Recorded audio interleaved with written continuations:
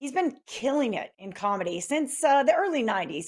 Carlos Mencia, he is back in Las Vegas at the South Point Showroom this Friday, Saturday, and Sunday. He joins me now from his home office to chit chat a little bit about the show.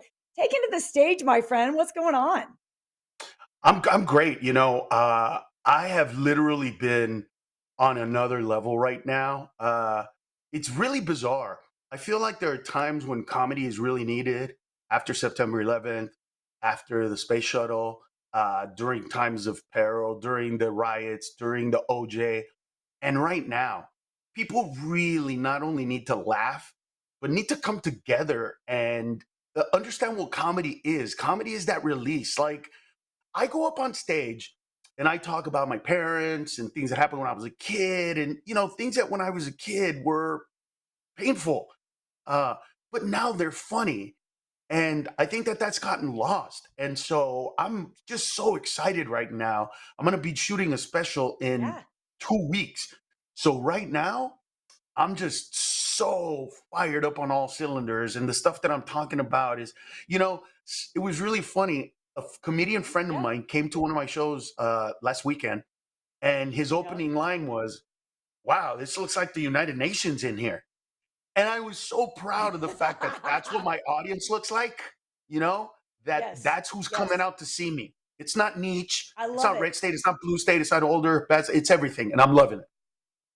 Full on, man. I feel your electricity. I could not agree more. We need to laugh so badly. I mean, literally, it's critical right now. And also, there's so many factors. There's a war going on. We had this crazy situation on the Oscars, but also we're coming out of this pandemic, a time Yeah. of intense loss and reflection. And we need to laugh. And I don't know, like, what's your stance on comedians, these days and what it's like out there? It seems like it's kind of a rough profession. Is there more of a feeling now than ever of people kind of trying to hold you down?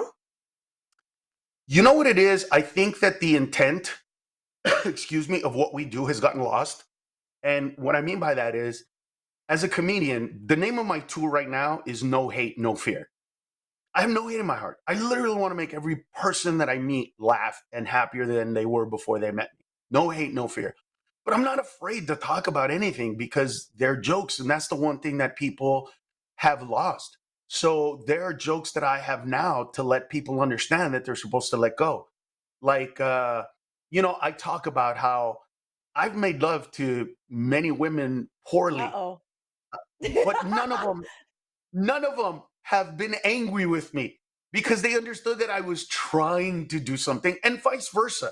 You know, I've had others that have not been the best ever, but I've never said, "I can't believe how poorly you were." It just, "Oh, no, no, no, let me," because the intent of trying to make you feel better is there. I think that that's what's missing in comedy.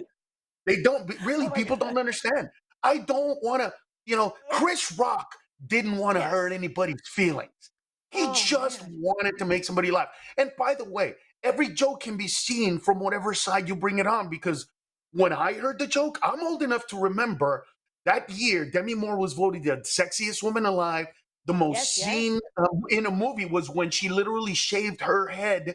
Really, actually did it in the movie. It was real, and she was cut and she was amazing. So when he said that, I thought it was a huge compliment, and somebody Right. else took it the wrong Right. way or differently. And that's why you Yes. can't do jokes like that. You can't think that there's a joke that everybody's going to agree with. Somebody is going to say, "Hey, wait a minute, I'm not like that, I didn't do that." But it's not about you. It's just a joke. It's just a joke. Knock knock, who's there? Nobody. There's not even a door. It's pretend.